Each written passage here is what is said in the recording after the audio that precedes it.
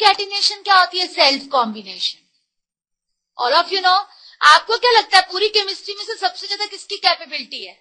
Carbon की। इसी कारण दुनिया में कार्बन की, दैट इज वाई इस धरती पर कार्बन के इतने सारे कंपाउंड्स होते हैं। अब कैटिनेशन में आपको पता होना चाहिए कि कैटिनेशन होती क्या है, किस किस फैक्टर पे डिपेंड करती है, किस फैमिली का मेंबर सबसे ज्यादा शो करता है और क्यों शो करता है, और उस कैटिनेशन के कंसिक्वेंसेस। तो जब आप किसी एलिमेंट को उसी के पर्टिकुलर एलिमेंट के साथ जोड़ रहे हो, अगर बॉन्ड स्ट्रॉन्गर होगा तभी तो हमारे लिए फायदे का है। जब भी कहीं एक्सेप्ट फॉस्फोरस की, पहला सवाल आंखों को देखते ही बन गया, फॉस्फोरस की नाइट्रोजन से ज्यादा टेंडेंसी क्यों है? यहां से तो ये पता लगा कि फॉस्फोरस की नाइट्रोजन से ज्यादा है। अगले वाले में दिख भी रहा है कि फॉस्फोरस बॉन्ड ज्यादा स्ट्रॉन्गर है। आगे एनसीईआरटी सवाल में आएगा वो ज्यादा स्ट्रॉन्गर क्यों है। ठीक है। 29th हाँ हो गया। आप अगला क्वेश्चन पढ़ो। अगला क्वेश्चन, ये ऑर्डर ऑब्जेक्टिव टाइप के लिए इंपॉर्टेंट, रीजन सब्जेक्टिव के लिए इंपॉर्टेंट। इसको ध्यान से देखना। ये देखो, ये एन बॉन्ड है और ये पी बॉन्ड है। जो भी आपको सबको पता है नाइट्रोजन फैमिली, ये मैं आज लिखाऊंगी भी कि nitrogen family under normal circumstances हमेशा 3 बॉन्ड बनाती है और 1 लोन पेयर होता है। जैसे अगर मैं ट्रिपल बॉन्ड भी अगर तुम्हें शो कर देती हूँ, it makes 3 bond pairs and 1 lone pair.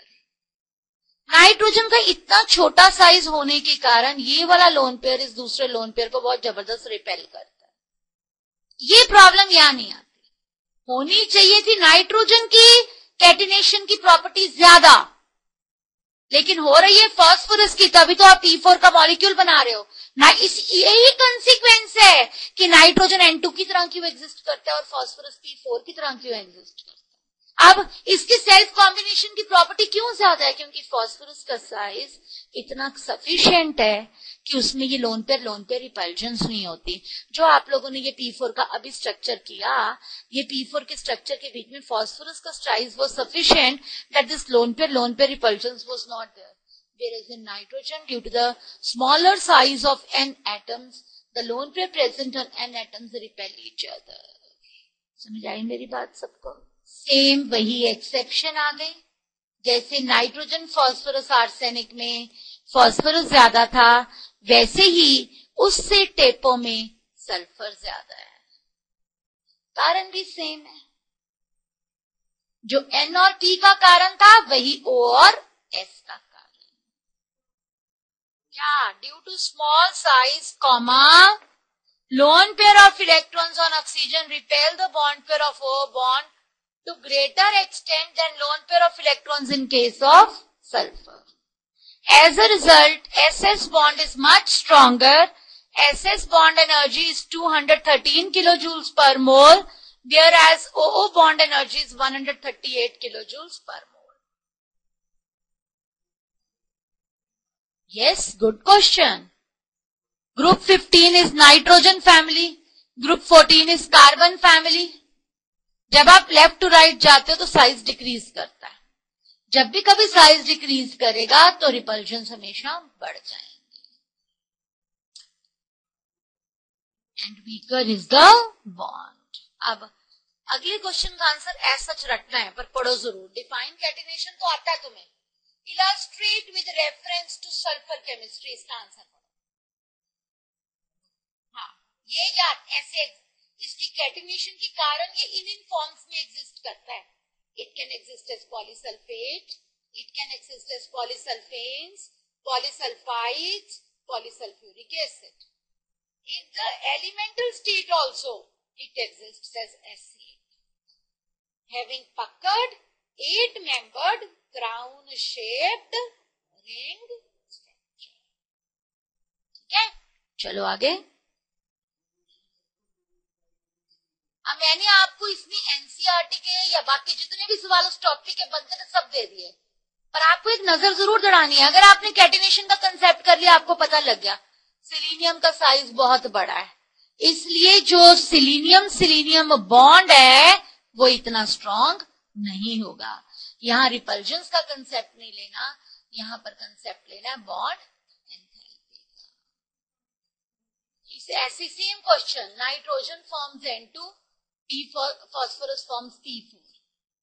इसकी बड़ी फॉर्म्स हैं। इसी का कंसिक्वेंस है कि ऑक्सीजन गैस है जबकि सल्फर सॉलिड है।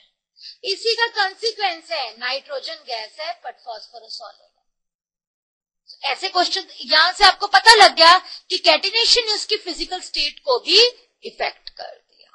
पढ़ो ना, मैं आंसर लिखवाती हूं, लिखो answer. Due to stronger OO, no, due to small size,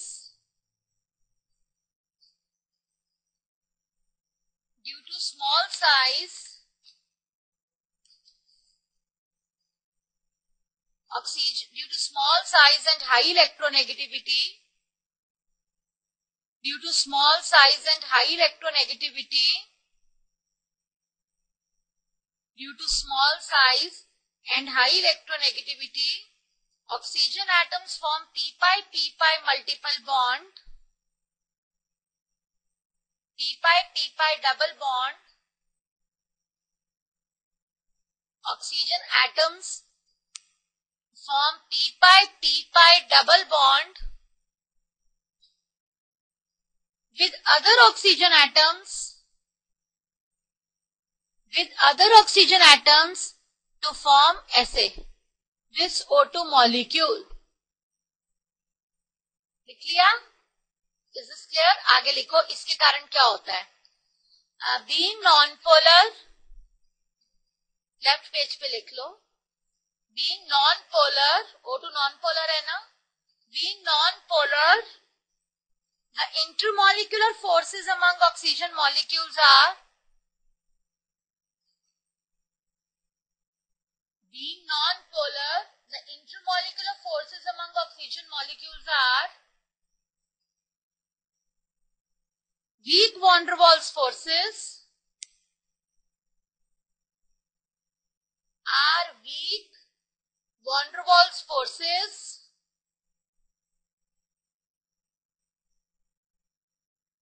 thus oxygen exists as diatomic gas at room temperature. अब बता रही हूं सल्फर के लिए, लिखो sulphur due to its larger size, अगले पैराग्राफ से लिखना। सेम एक्सप्लेनेशन नाइट्रोजन फास्फोरस की हो जाएगी। यहां पर जहां पर O लिख रहे हो वहां N कर देना, जहां पर S लिख रहे हो वहां पर P कर देना। Sulfur due to its large size cannot form p-pi multiple bonds and thus complete its octet,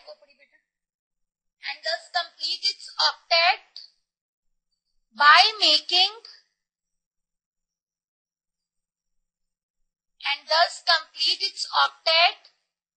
making octa-atomic molecules. आप इसी के ऊपर एक क्वेश्चन लेफ्ट पेज पे लिख भी लो। Why nitrogen is gas and diatomic and phosphorus is tetraatomic and solid? Why N2 is gas and diatomic?